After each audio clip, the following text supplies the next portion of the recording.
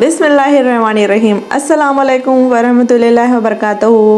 नाज़रीन करीम, आज के इस वीडियो में बहुत इंपॉर्टेंट बयान फरमाया है और मेक श्योर कि इसका इल्म हमें होना चाहिए। तो चलिए वीडियो की जानिब चलते हैं और वीडियो को लास्ट तक जरूर देखें, जरा सा भी स्किप ना करें। जो लोग अल्लाह पर ईमान लाए, कहे कि हमारा रब अल्लाह है, फिर उस पर जम जाए, उन पर फरिश्तों का नुज़ूल होता है। न कोई गम करो न खौफ, खुशियां मनाओ जन्नत की जिसका तुमसे वादा किया गया था। अल्लाह की रबूबियत पर इत्मीनान जब इंसान को हो जाता, मेरा रब अल्लाह है, रब्बी अल्लाह, इंसान के लिए न कोई खटका, न कोई खतरा, न कोई खौफ, न कोई हुज़्न। जो कुछ हो रहा है किसके इज़्न से हो रहा है? अल्लाह के इज़्न से। अल्लाह के इज़्न के बगैर पत्ता तक नहीं हिलता। ये कोई अंधा बहरा मादा नहीं है जिससे मुझे कोई खौफ हो। अंधा भैंसा चला रहा हो उससे तो डरने का हर इंसान को डरना चाहिए, न मालूम किसको टक्कर मार दे। लेकिन नहीं, इस कायनात को चलाने वाला एक समीउ बसीर खुदा है।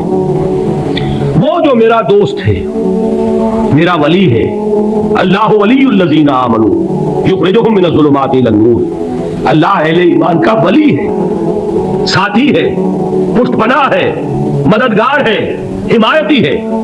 बताइए, जिसे यकीन हो जाए कि अल्लाह मेरा मददगार, अल्लाह मेरा मुहाफिज, अल्लाह मेरा पुष्टपनाह, अल्लाह मेरा हिमायती, उसके लिए कोई खौफ होगा? उसे कोई डर होगा? मैं मिसाल दिया करता हूं एक बहुत सादा, पंजाब के देहात की। तो बड़ा चौधरी है और कोई गरीब किसान है। उस गरीब किसान के जानवरों को हर वक्त अंदेशा होगा चोरी का। कोई मेरी भैंस खोल कर न ले जाए, कोई मेरा बैल खोल कर न ले जाए। लेकिन जिसके बारे में ये सबको मालूम हो कि वो जो बड़ा चौधरी है वो इसका दोस्त है, उसकी बच्चिया को कोई खौफ होगा? उसकी भैंस पर कोई हाथ डालेगा? उसे कोई अंदेशा होगा? नहीं। क्यों? कि वो बड़ा चौधरी, बड़ा इसका यहाँ का सरदार, जागीरदार, सबको मालूम है वो मेरा दोस्त है, कोई मेरे खिलाफ इक़दाम नहीं कर सकता।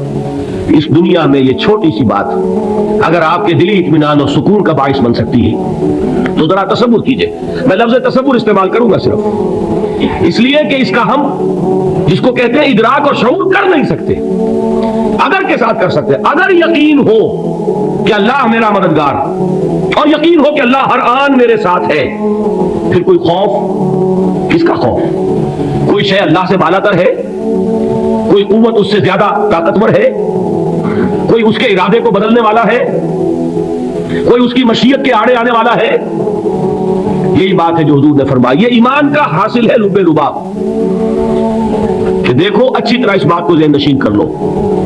अगर तमाम इंसान मिलकर तुम्हें कोई नुकसान पहुंचाना चाहे, नहीं पहुंचा सकते मगर जो कुछ अल्लाह ने लिख दिया हो, और तमाम इंसान मिलकर तुम्हें कोई नफा पहुंचाना चाहे, नहीं पहुंचा सकते मगर वो शायद जो अल्लाह ने तय कर दी।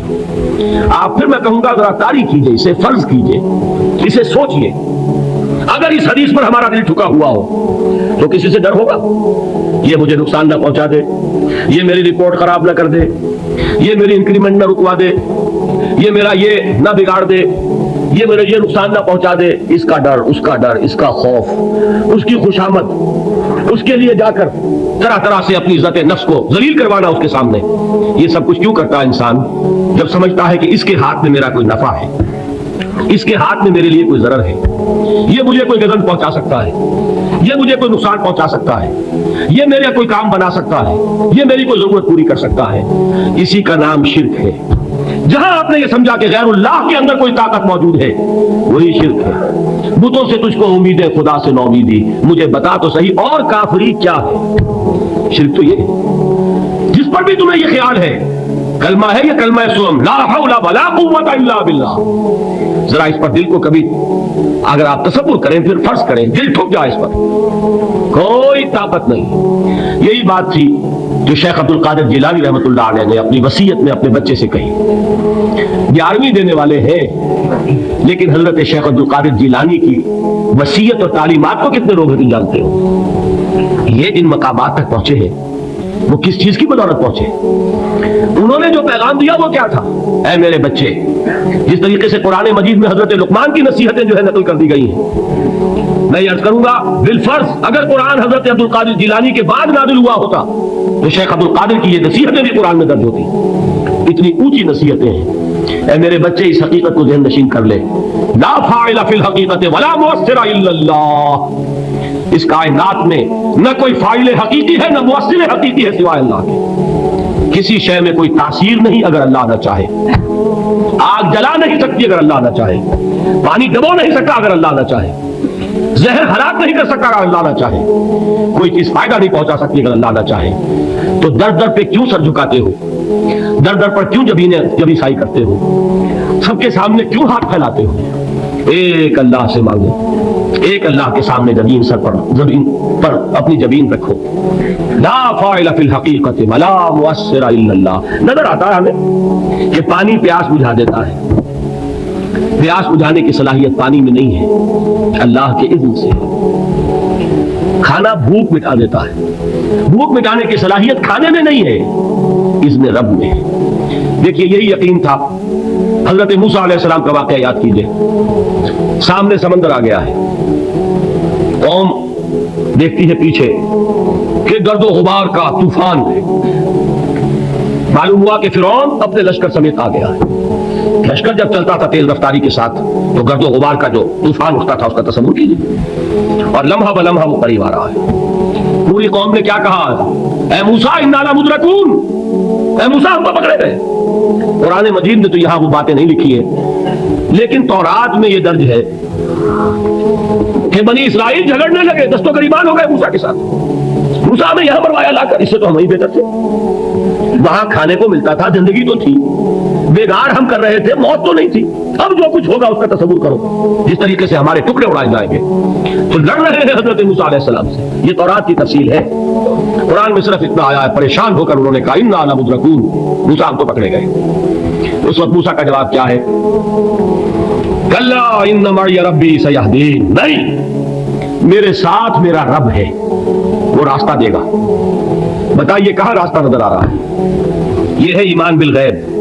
راستہ نظر نہ آئے تب اللہ پر یقین ایمان ہے، جیب میں پیسے ہوں اور تب دل کو اطمینان ہے، تو ایمان کس پر ہوا؟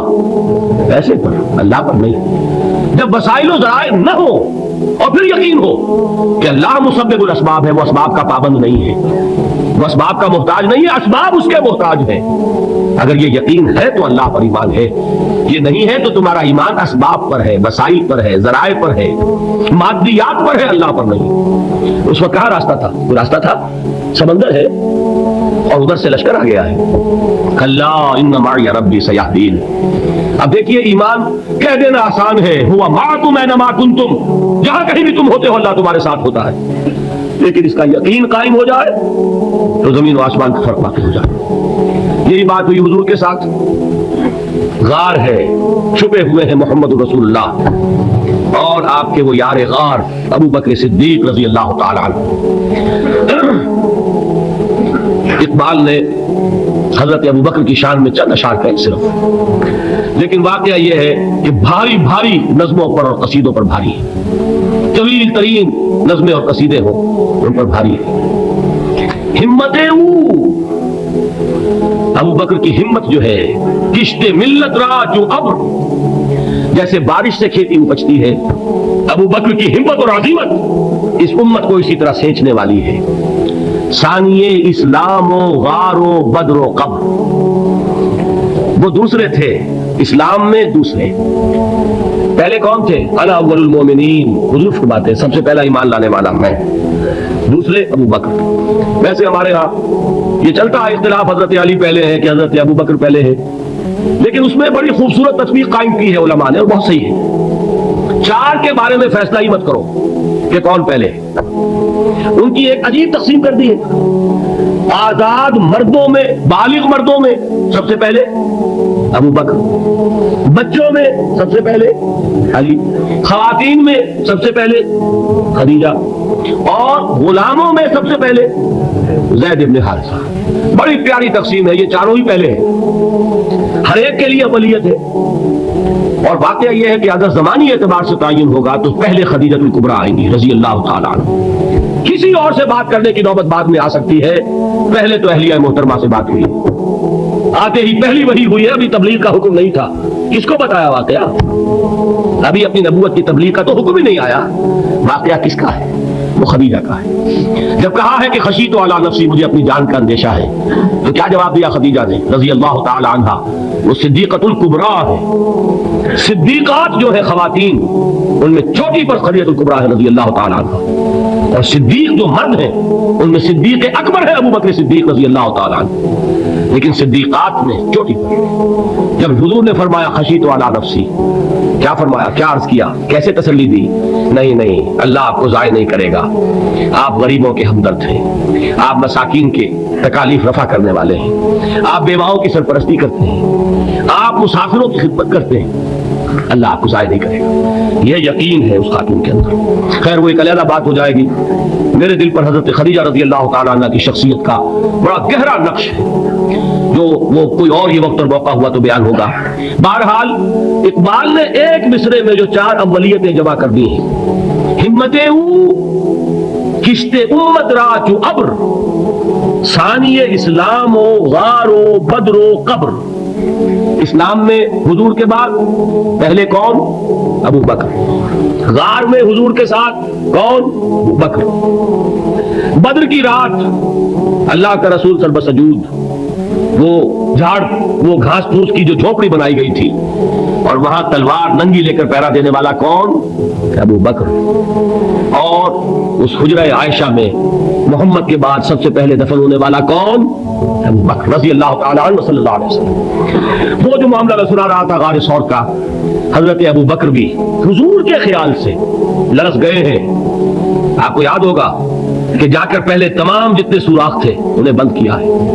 ایک سوراخ رہ گیا تھا جس کو بند کرنے کے لیے کوئی کپڑا نہیں تھا، وہاں اپنی ایڑی رکھی ہے، تب کہا ہے حضور سے تشریف لائیے، اور اپنے زانو پر حضور کو لٹایا ہے، اور وہاں کسی موذی جانور نے کاٹا ہے، حضور کی آنکھ لگ گئی تھی، اس وقت اس بل کے اندر جو بھی بچھو ہے کیا ہے واللہ عالم، اس نے کاٹا ہے، اس کی تکلیف کی وجہ سے ابو بکر کی آنکھوں سے آنسو ٹپک گئے، حضور کے چہرے مبارک پر پڑے ہیں، تو حضور جاگے ہیں، معاملہ کیا ہے؟ ایڑی نہیں ہٹائی وہاں سے، مبادہ وہ جانور وہاں سے نکل کر محمد الرسول اللہ کو کوئی گردن پہنچا دے، ابو بکر کی ایڑی ہے، جس طرح چاہے کھا لے، ختم کر دے، جان نکل جائے تب کوئی آج آئے محمد پر تو آئے، لیکن جیتے جی نہیں۔ وہ ہے ابو بکر حضور کے خیال سے۔ اس وقت حضور نے پھر اپنا لعاب دہن لگایا ہے، اور اس سے پھر آپ کی تکلیف ختم ہوئی۔ جیسے خیبر میں حضرت علی کی آنکھ دکھ رہی تھی، اس کو جو شفا حاصل ہوئی وہ بھی حضور کے لعاب دہن سے ہوئی۔ تو بہرحال اس وقت انہوں نے کہا ہے کہ اے نبی یا رسول اللہ، اگر اس وقت ان میں سے کسی نے غیر ارادی طور پر بھی اپنے قدموں کی طرف جھانک لیا تو پکڑے جائیں گے۔ کیا جواب تھا اللہ کے رسول کا؟ لا تحزن ان اللہ معنا، اللہ ہمارے ساتھ ہے، کیوں گھبراتے ہو ابو بکر؟ یہ ہے ایمان باللہ، میرا مالک اللہ، میرا رازق اللہ، میرا محافظ اللہ، میرا مددگار اللہ، میرا پشت پناہ اللہ، میرا دوست اللہ۔ یہ دوستی ہے اللہ کی جو لب لباب ہے۔